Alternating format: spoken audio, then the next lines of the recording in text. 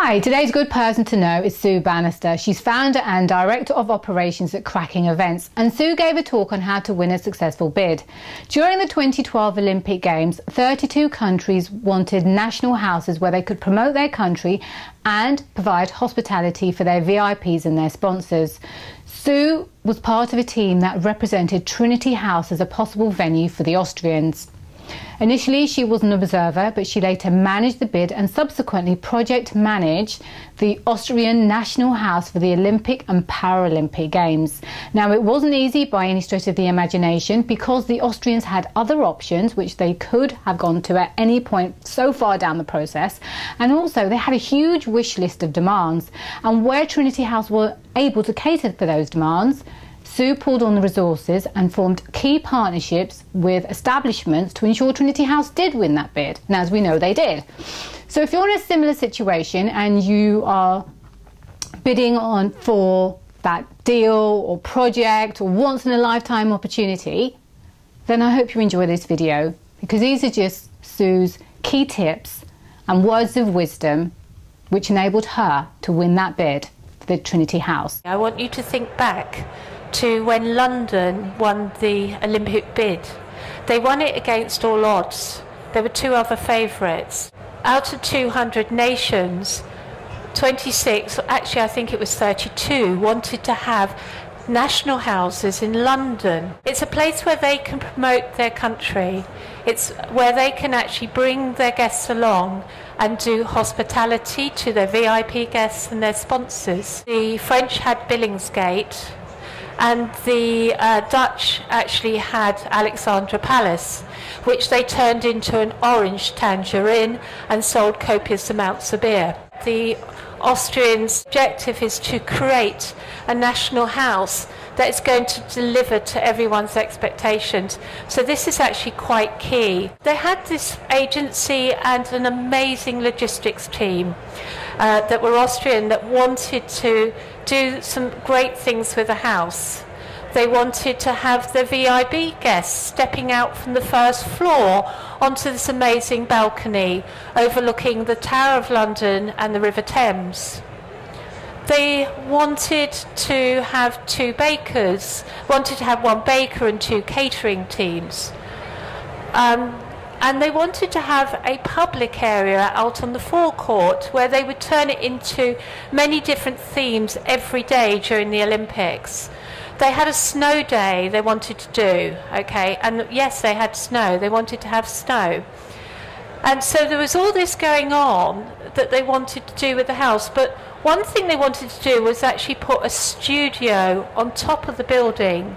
And the studio was a broadcasting studio which did live broadcasting across the whole of the globe and run with the park. So there's lots of things going on. But I was actually, at this point, an observer at the first meeting, which was really quite interesting because I was able to listen. And every time we had a coffee break, I nudged my manager, which was Edgar King at the time, and said, come on, you need to ask some questions. You need to ask these questions. So I was great because I had two ears, so I wasn't actually talking. But I'd spent some time at Trinity House. So I knew Trinity's House limitations. I knew it was a Grade 2 listed building. I knew it was in a heritage site. And I knew it came under two councils. So it came under Tower Hamlet and also came under the City of London. So to put a marquee on the top was going to be really quite impossible. Not a marquee, a studio on top of the building was going to be quite impossible, because it was adjoining to a hotel. And the hotel at the back sold bedrooms which also looked over the Tower of London and the River Thames, and they'd already pre-sold bedrooms, so they wouldn't want a studio on top of the building. So we had all these things going on, and I hadn't said this at all to the client at this particular point. And we were also working with different police constabularies, because Trinity House in the front actually came under the Tower of Hamlet and Metropolitan Police. Okay, and the building itself and the forecourt and the side roads came under the City of London police. So we had so many different people's involvements. When speaking with Trinity House, Edgar King and his manager, Graham Hockley, commander, I actually said to them, do you really want to win this bid? Because at the moment, we have lots of different people talking to them, lots of different departments. And we really need to have one person who can actually deliver this, because you can't do it on your own. Okay, you need a lot of other people's support, but you do need one person to be a leader who's strong, that can actually link you with the right people. So they agreed and said, yes, you can manage the project. So that meant I had rather a lot of things to go away and research. But because I was listening to their language, and that is figure of speech because I don't speak German, I was able to understand different words and terminologies. In bidding, you have to speak their language. So instead of partnerships, they called it communities. They like community involvement. The TV studio that Sue has talked about was eventually erected on our hotel roof at the time. When it came to space, as I mentioned, we didn't have the space. For example, on the forecourt, they needed to have a toilet. Okay, now that wasn't going to work because it would have been poo corner. So I got the toilet moved. So I gave them a little bit more space, but they wanted to have unlimited number of people coming on board. So I had to talk to them and say, well, we can do it, but we have to do it a different kind of way. So, and of course, Mary came up with the solution of having the studio on top of the roof. So that gave me more space that I didn't have, but it created that community. You have to do a lot of homework. You have to actually listen to what the client, so when you go back to the client, you say, now, it's not going to fit the way you wanted it, but working with partnerships, I can create something which you really do want, and it could actually be better doing it this way, because working with the hotel across the road, they're going to be party to possibly giving you some extra bedrooms, so they could be party to allowing your having a later license.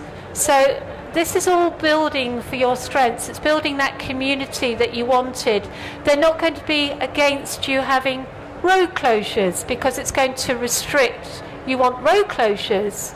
So they could actually see more strength in it. When you're actually inviting a partner to work with you, you're inviting them because you don't have that resource or you don't have the space. Now they have skills or they have the resources. You have to trust them. You let them go away and get that solution. And it's really important if you go back to your client with any changes, or you have to be realistic, you have to be achievable, it has to be achievable. From that point on, your credibility is really important to not just yourself, but to them, because you have to deliver what you promise you're going to deliver at that point.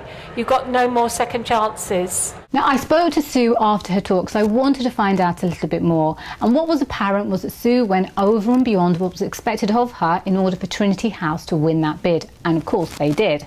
So if you're in a similar situation, then you've got to pull out all the stops. Don't think enough's enough, because enough is never enough until it's over. Your competitors are doing exactly that, and you've got to work twice as hard as them. So I hope you enjoy this video. Please subscribe to see more, and thank you for watching.